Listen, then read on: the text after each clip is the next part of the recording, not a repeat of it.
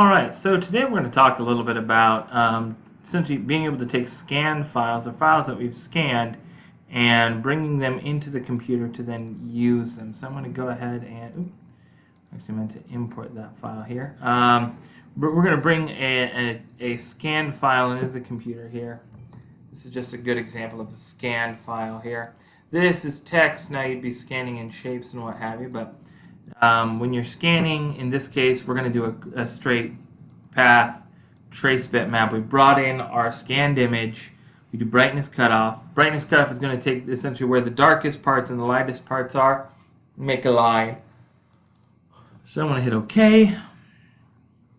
Awesome. Okay, so it's traced it out. Oh, there we go. Come on back here. We hit OK and we hit exit out of there. Now what we have is a copy. This is the original file and this is the photo that we made. I'm going to take this photo here, and while I'm still in the pointer tool, we're going to delete it. Perfect. All right, I'm going to come over here. Now I do have the nasty line that's sitting here around this. Let's go ahead and take a look here and see where we're at on this thing. Wow, a lot of vectors. Okay, well, let's talk about some of the ways that we can delete that line here. One of the simplest ways is with the vector editing tool, we can actually come through and select portions of nodes. And now this has an obscene number of nodes here, so we're gonna run into a couple of lag-based issues here. Let's see what it does. Yep, nope, we are lagging to high heaven here. Let's go ahead and take a look.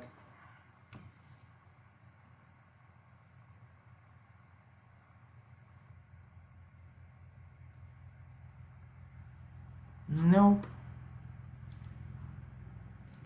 So what we can do is just remove portions of this by square select and delete. And this is all with the vector editing tool, just going through process by process, deleting a portion, and selecting a portion and deleting it, selecting another portion and deleting it. Again, it's just repetition of the same thing over and over again. Delete, select, delete, select, and delete. And we're just going to consistently keep doing this until we get the part that we want. There we go. Keep deleting and delete again. And now I'm left with just the initial text that I had when I started off my editing process. Alright, so I've cleared that off. We're going to actually use another image here that I just got off the good old internet. We're going to use template. Alright, so let's say you were trying to make a knife template here. Alright, I got a beautiful little knife template here. It's going to be interesting to see how this program translates this. So we're just going to go path, trace bitmap here. We're going to use cutoff there. I'm going to increase my threshold here, and I can see if I do so, I actually lose quite a bit of detail. So I'm going to go like that, hit OK, and see what happens. All right, so I can look at that and go, you know what? I have this template here. Let's go ahead and zoom in. I have to clean it up. Looks like I got a couple dots and a couple things in here, but so much extra in this piece. Let's go ahead and I want to go to my vector editing tool. Looks like I can actually just go through, click on it, and then I'm just going to square select. Again, this is done by clicking anywhere on the screen and it makes a square. So I make sure I grab a square of what I do need. I'm going to delete these parts, delete all of these, and again I'm hitting delete on my keyboard.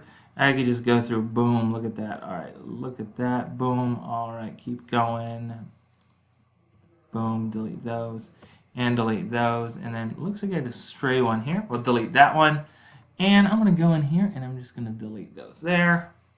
Cool, and I don't like that. So I'm going to go through, delete a node, and delete this node here. And maybe straighten this out just a hair. I think so. I think it's a good one. Is it ideal? No, I want to also get that one down. Just a hair. Perfect, look at that. Okay, and then I can come down here and adjust. Boom, delete those. Straighten this puppy out.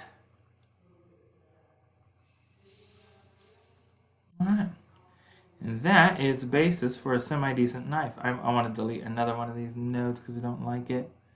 Again, it's all a process of stock removal here. It's almost like knife making in a way.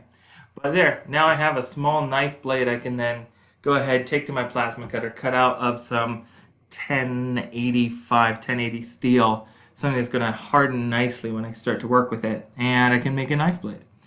Again, not necessarily for everyone, not necessarily for every project, but this is a small one that I can easily use and grab a template off the internet in order to make it into a cuttable file. Now I can just hit File, Save, and I can cut this file out.